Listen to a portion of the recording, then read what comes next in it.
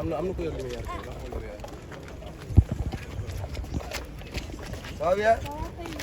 Nice de. Yeah, nice de. Wally Ballago Seck. Mashallah. Masamba doon teel bi ñëw nii Yow da nga gaaw de. Yeah man. lan nga gis ci évolution bi nga xam ne yaakaar naa ne ñoo ngi préparé événement bi fii ci CICES ak sa équipe. Lan nga gis ci évolution bi. Waaw rafet na. Chapeau bi. Chapeau à toute l'équipe hein. Ah ouais, chapeau. Mais chapeau aussi à Welcome Bash. Préférément Baïsal. Chapeau. un travail multidimensionnel boo xamante ni gis nañu Wally Seck à cet effort buy wàcc événement ñu gis dimension bi nga xamante ni moom la ciy def les moyens yi nga xamante ni moom la Wally di Ballago Seck di génne tey ñu gis ni CICES actuellement ni nga ko def nii gëj naa mel nii Wally lan la nar a préparer Sénégal yi ak ñi nga xamante ni ñoo di ses fans. bëgg ñëpp bëgg rek yow le 12 moom bu soobee yàlla ah dara du diis bu soobee yàlla lépp dina neex bu soobee yàlla. nga wax ni tu es le number one wax jooju ñoo xamante ni neexu leen parce que le number one de la musique sénégalaise Wally Seck. non Omaro loolu il faut que ñu wax ci. waaw garaawul xoolal loolu. dama leen may li ngeen bëgg rek xam nga des fois léeg-léeg da ngeen bëgg ay coow you know dama leen may li ngeen bëgg lu ngeen yóbbu rek mais wax jooju Wally mu koy wax lu sincère la ci moom wala daf ko wax juste pour le président sénégalais et ses fans. non mais fans yi léeg-léeg dañuy laaj dañuy soxla loolu xam nga yëngal leen tuuti ñu kontaan xam nga loolu du dara loolu gars yi dañuy ay kii la rek. ay kii la rek garaaw la. c'est bon non scène bi parlons de la scène. gis nañu ñoo ngi naan scène bi dafa nar a yaatu lool parce que y a plusieurs danseurs yoo xam ne dañoo nar a préparer chorégraphie bu mucc ay ànd ceeg le golden boy. waaw incha allah loolu war naa mën a ne parce que moi je suis allé à Zanzibar j'ai vu une scène boo xamante ni minimum il y avait 50-60 danseurs. tu vois. il faut nga référé wu. non dama ne gis naa ko donc même s'il y a 100 danseurs ça me dérange pas de toute façon mooy na chorégraphe bi jaar yoon et que ki nga ko teg ci loxoom wóolu nañ ko il va gérer ça inchallah. sa single yi nga préparé ci album bi yi nga war a jouer fii. bëri na ay son yoo xam ne dafay nar a jooyloo Sénégal yu bëri. bu ci mel ni Ballago bu ci mel ni beneen son bi nga defoon di ko suñu yaay ji jaaga. dafa mel ni da nga bëgg a toucher le cœur des autres. non c'est pas ça ku war a jooyal ku war a jooyal ba dagg soo paree ñu baal. yow noonu la bés la dafa am nu mu laaj soo waree jooy maas jooyal ba dagg après ñu baal incha allah. lu tax Wally way papaam ci album bi lu tax Wally way papaam lan la ci sentir. waaw mais Sidi maa ngi lay nuyu borom Sacré-Cœur li tax Wally way papaam mooy. doom bu delloo njukkal bàyyam war na waaw suukar moom boo ko yéenee ci ndox mu ñëw ne la jox la yëbbante xamal ni agul. ok ci way bi nga ko way ñu mel ni nag bi ñu koy way bi nga dugg studio gis nañ ni sa voix mi ngi doon tremblé mu mel ni Wally bi muy way son bi ak xol la ko wayee te xolam tooyoon na.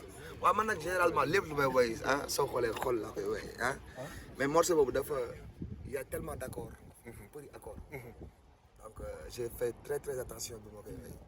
je faisais très attention bu ma koy way te dëgg la way naa ko ak émotion c'est tout à fait normal donc moom si delloo njukkal bàyyam asumalaak mu dem neewutu fi il faut mu yëg émotion mais bon je pense que est-ce que doon feeling way bi. ne nekk tamit. donc gars yi nañu may ñu poser la question yi nga war a poser. 40 ans ça se fait. lan moo la gën a marqué si 40 ans yi nga xam ne yaa ngi koy fêté fii si CICES. waaw l'absence de ma famille c'est tout à fait normal. heure bi même bu sama yaay sax da ngeen gis suma papa ñëw. di jàppante tout ça là la famille c'est tout à fait normal. Diouf moom daan na ñëw mais bon peut-être jour bi wala veille bi tout ça c'est tout à fait normal foofu mu demee noonu maa ngi dégg nga ne 17h ba léegi yaa ngi fi. 16h waaw man maa ngi doog a ñëw parce que maa ngi tëdd 19h. mais kon sa gars yi ñoo jox rendez-vous 16h. waaw mais dans l'impossible nul n'est tenu dafa am ay improvise yu am ma dem doxi ko parce que mooy farata improvise mooy farata bi ma doxi ko ñëw xaw ma woon sax yéen a ngi fi dama doon ñëw pour xool rek yàlla xam na ko par waaye ci album bi dañ lay félicité avant tout parce que boobu ba tey jàkkaarloo ñu ban single moo la ci gën a neex parce que ñun en personne am na lu ñu sentir ci album bi. ban morceau quoi. morceau autant pour moi moo ci gën a neex. écoute morceau yi ma neex bëri na trop ci album bi mais moi je préfère Call My Name. Call My Name parce que dama koy way ki ma gën a bëgg sama àdduna. invité nga sa fils. arrêtez là xoolal yàlla du grand laa lay wax da koy woo bàyyil da koy woo non du ma woowu ma ko dama lay expliqué voilà dama lay wan àdduna xoolal il fait quoi 23h 39 waay 23h47 moo jot moom laa mujjee coupé macha allah waaw écoute lu war a am rek moo war a am lu rafet rek moo war a rafet vraiment maa ngi koy gërëm ci cër bi waaw parce que on parlait pas de musique ah on parlait d'autre chose maa ngi koy gërëm bu baax a baax sama rakk la sama xarit la je l'affirme je le confirme c'est mon fils ba bene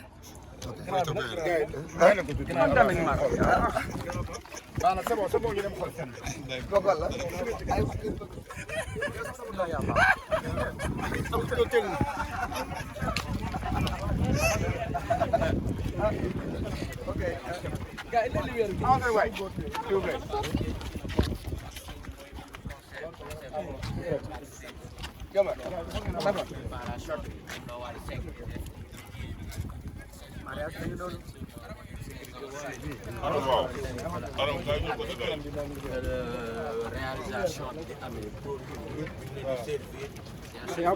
servir lu neex ngeen koy apprécier. salaamaaleykum respect grand ji bi respect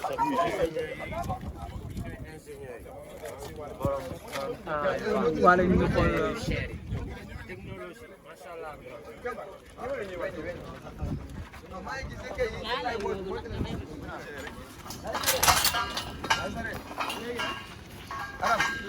wow nice na de léegi nag maa ngi koy wax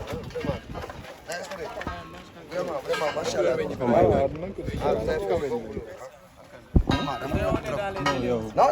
non yéen kay sa waay ya macha allah mais da ngeen lekk si c'est ça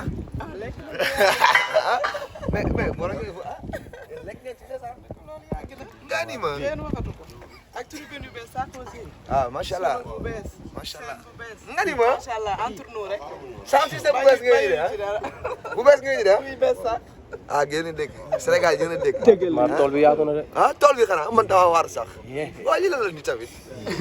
tey bàyyi yéen xër ngeen nag de. maa dimanche kenn bëri coow de lendemain événement. ah booy xër ngeen ah. ñi ma baax gëmm dóor la. gëmm dóor la waaw. gëmm dóor la. mbete wembale.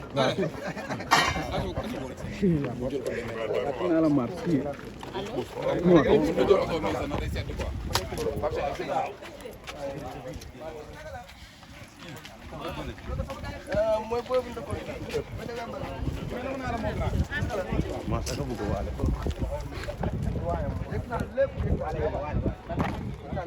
ay la 12 mar nar a toj fii